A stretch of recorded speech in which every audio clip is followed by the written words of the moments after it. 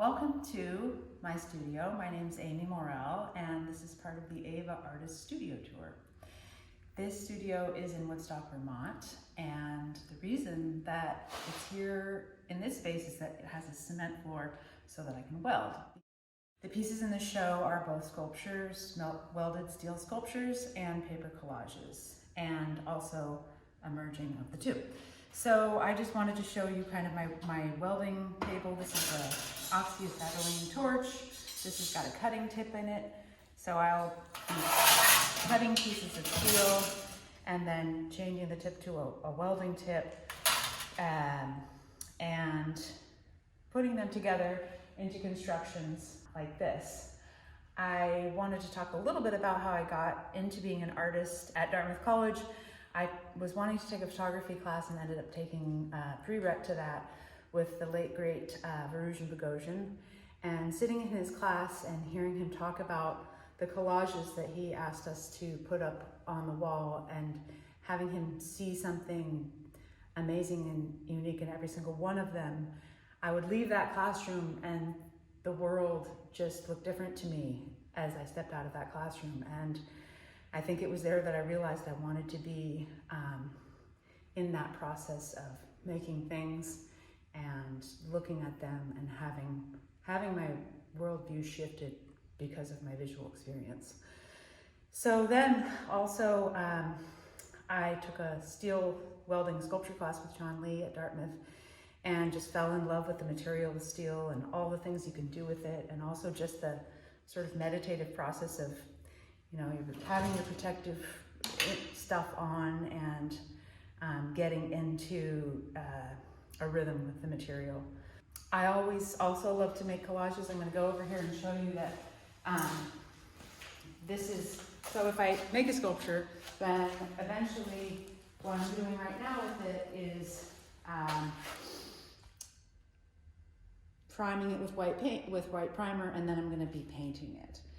This is the table where I'm painting. It's sort of set up for collage now because I wanted to show you some of my source material. So I have been collecting paper for over 20 years, and I really like collecting paper in urban environments. So you'll see this is stuff that I may or may not have torn off. I try to respect the artists that are making the work and don't take anything that hasn't been, that only expired dates. But so here's some of my source material, and years ago, another friend from Dartmouth, Enrico Riley, who's still there, I was showing him some work, and he said he would be interested in seeing how my collage and sculpture could get closer together. And I just kept thinking about that, and I think that the show is sort of a result of that query of like, how do the collage and the sculpture come closer together? I wanted to talk about this one particular piece that's going to be in the show. I am calling this piece Ha Ha at the Cha Cha, and I thought I would show you some of the source material. The particular source material for that is this, which is a poster from a comedy show at a club in Seattle, and that might be a good point to tell you that I am from the Seattle area, and I consider myself in some ways a West Coast artist. I also consider myself somebody from Vermont, and I think that my work in a lot of ways is about this duality. East Coast, West Coast, urban, rural, and how in a larger sense, we all have some sort of duality. You know, we all feel like we may be part of different worlds, and on the one hand, it can be very disjointing, especially in the time that we've just been all spending together. But it can also, it is who we are. So that's kind of one of the things I'm thinking about right now in terms of this work. So throughout my life as a person living in Vermont in the pandemic, I think a lot of us sought solace in the outdoors also. So one of the things I do is go for my daily walks, bring the trusty phone, and if I see something that really amazes me, take a picture of it. So in this particular piece, you're going to see both things from the urban landscape and things from the rural landscape. So for example, this source material is over here in this little area right here. Here's another piece of that. This is from Los Angeles, and it made its way into this section right here. And then you'll see, like, for example, right here, does anybody recognize that? Yes, that is a Jack in the Pulpit reference. So walking along, if anybody's ever seen a Jack in the Pulpit in the woods, how amazing and magical it is, I felt like I wanted to get that in there. This is from some incredible fungus on a walk. And there are other natural references. This, I was trying to capture the color of the Ottauquechee River in the early spring when it gets that crazy greenness of the spring and the water and the murkiness. And then you'll come around here, and for example, this is based on some graffiti that I took a picture of whizzing by on the highway in a car. Here's another example. This collage is from a bunch of years ago, but this is the inspiration that I used for the color scheme of this piece. And one aspect of it really gets at something that I think is exciting about collage and turning collage into sculpture, which is this notion that there's a piece in there. The title of this piece is called N, because of that little N right there. That's actually from an image of a photograph, but then got put at this part of the sculpture. And to me, that's getting at this notion of something that's three-dimensional, a landscape, getting turned into a photograph, which is two-dimensional, getting turned back into a sculpture, which is three-dimensional, and that back and forth between 2D and 3D really kind of like excites me. And I also feel like I think about 2D and 3D because so much of our lives these days, as we know, is scrolling on 2D. And to me, making things in IRL, real life, that are three-dimensional is important. Hi, my name is Matt Eckers.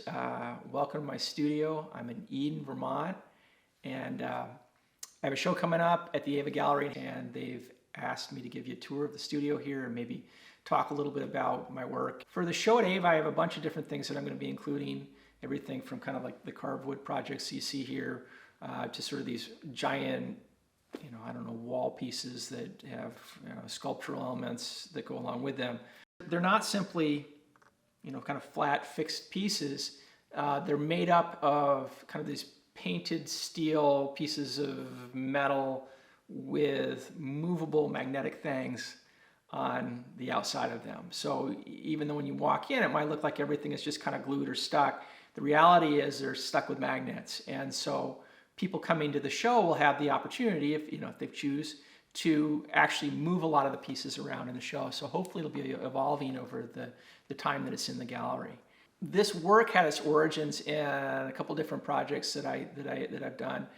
One of them is the Vermont International Museum of Contemporary Art and Design, which is an incredibly pretentious name for a miniature museum that's housed in a 1950s camper. So basically, I got a grant from the Vermont Arts Council and the National Endowment for the Arts, and I committed to make an entire miniature gallery, a miniature museum with all of the galleries and hundreds of pieces of artwork, and then travel and tour around Vermont with it. So I did that in a year, which was crazy, and I would never probably commit to doing something like that again. But anyway, so as a part of that, there was an ice box inside of the camper, and an ice box, you want to put magnets on the outside of it. At least that's what we do at my house. You have magnets and put up artwork, whatever it is. And so what I did was I created these pieces of artwork on mostly like kind of real thin furniture grade plywood, and then slapped a couple magnets on the back, and you could like move them around and put them on the ice box. And then a year or two later, I was driving down the road, and there was a 1941 Philco refrigerator sitting by the side of the road with a free sign on it. And I was the person, of course, who was crazy enough or dumb enough to actually stop, throw it in the back of my truck, And I converted that into the Vermont National Museum of Contemporary Art and Design Refrigerator Museum, which is, pretty obvious to anyone who, of course you're going to take a refrigerator and turn it into a miniature contemporary art museum. And that actually ended up in the Fleming Museum, which is like a museum in a museum, which was always kind of cool. But anyway, rather than putting the magnets on the outside of the refrigerator in that case, what I did is I created these miniature galleries, and the paintings were magnetic, and so they could be moved around inside the gallery, and visitors to the Fleming Museum for the show could then come in and they could move things around and kind of curate their own shows. And so I got to a certain point where I was just like, I'm done working with miniatures. It's too tedious, and I don't know. I have to wear these reading glasses now because I'm looking at things from this far away. And in any case, I had these materials around, and I started. And I found some like big pieces of metal roofing that I had around, and just spray painted them, Rust-Oleum, and created a bunch of like kind of magnetic elements, and started putting them on these big pieces of metal, and that kind of evolved into much larger kind of wall-sized pieces. And for the Ava show, it's going to be many of these pieces with hundreds, if not thousands, of magnets that you can then move around. As far as the imagery goes, the other project that I had going on was, as I mentioned before, these carved wooden figures. So, during the worst part of lockdown, everybody probably remembers we weren't able to move around a lot. Luckily, I had access to my studio, and I had a whole bunch of scrap wood, and I just started carving these things, and I tried to make at least one of them a day, and I ended up making probably hundreds of them over the course of, months or years. And at a certain point, I still love making the carved figures, but I liked the idea of making something that was more relief. So I'd make these flatter versions of the creatures that I was creating, and using some of the imagery, put some magnets on the back, and then throw those up on the magnetic pieces. And as far as the imagery itself, I think, obviously we've been through a fairly chaotic time over the last few years. Anybody who's alive is that seems fairly obvious. And so these pieces kind of reflect that. You can, on one hand, it's bright, it's colorful, it's kind of playful, and that kind of stuff. But if you look a little bit more closely, you're definitely going to see the chaos. You're going to see tanks. You're going to see missiles and bombs. You're going to see things that are playful. You're also going to see things that kind of represent, maybe a particular day or a particular feeling during that time. And so all of that kind of evolved into the work that you're seeing in the show today. And I'm really looking forward to the installation in a few weeks. I hope you'll join us in the gallery, and if you don't like the work, you can move it around, right? But I hope you'll come in and spend a little time, just sort of experiencing and playing with the work. So thank you for visiting, and if you're ever in Eden, Vermont, stop by. I'd be happy to show you around in person, but I hope to see you soon. Okay. Bye.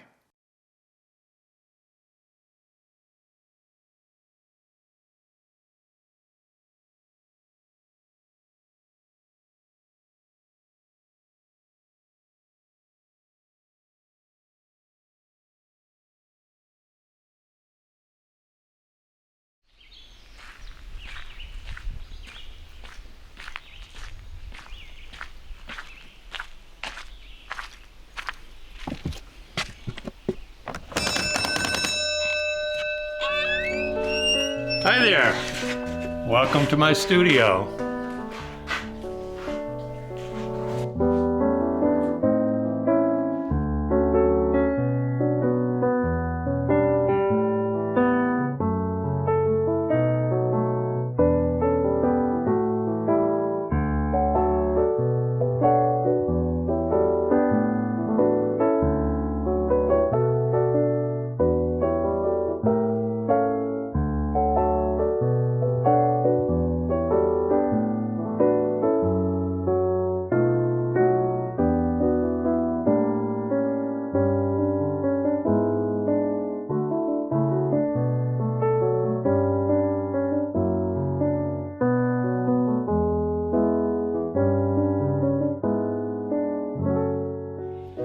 This is how I start a piece sometimes. I found this piece, fell in love with it.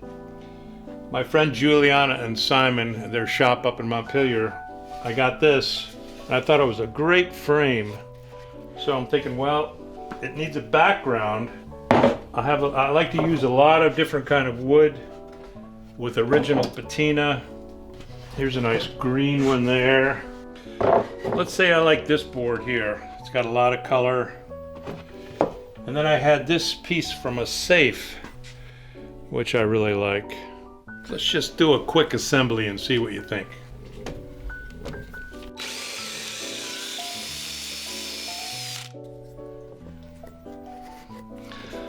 I'll raise it up a little bit to give it some reveal. I'll cut this out to fit in here.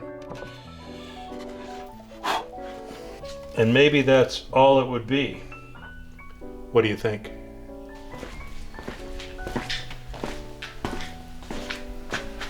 I wanted to show you this. This is what I call my gallery. This used to be, back in the day, I thought I'd put a big easy chair in here and this is where I'd take a nap, but that never happened because I'm always busy. So what I did is when I finish a piece, I'll put it in here and hang it until it goes into a show. And all of these pieces are what I've completed for the Ava show. This one here is my autobiography 3.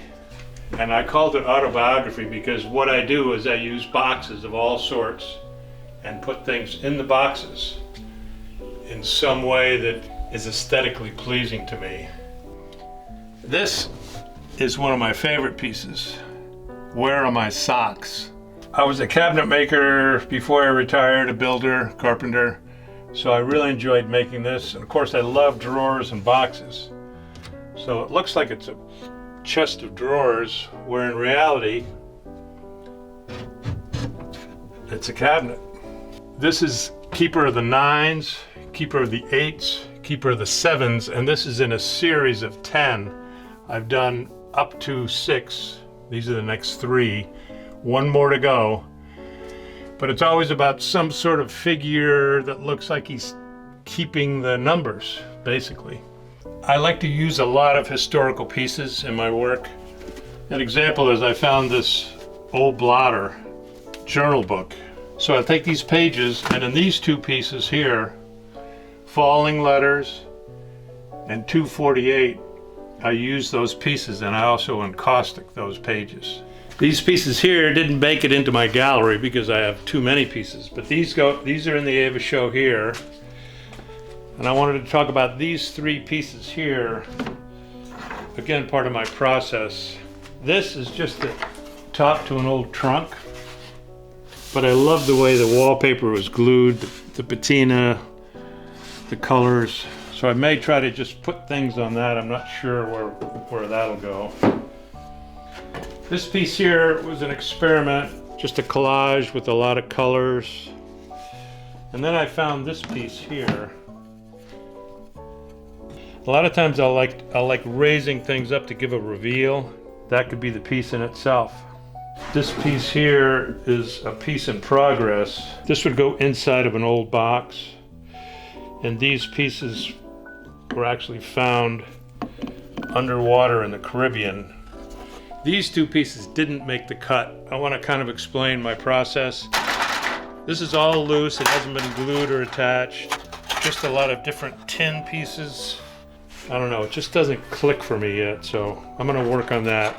This piece here is in a print box, very linear, but again, it's a little too busy. The colors, I'm not sure, but these are all loose, so I'll cut these things to fit and I'll move them around and just see what works. Like, I thought if I added something like this with a little more 3-dimensional, it might work. And I'll keep boxes like this on hand.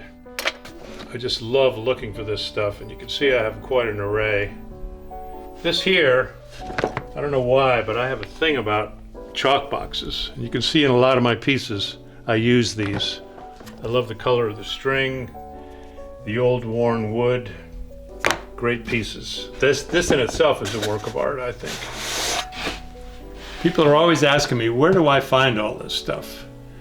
Well, antique shops, flea markets, junkyards, behind your barn. I was lucky enough to get these two great drawer cabinets, this one and this one.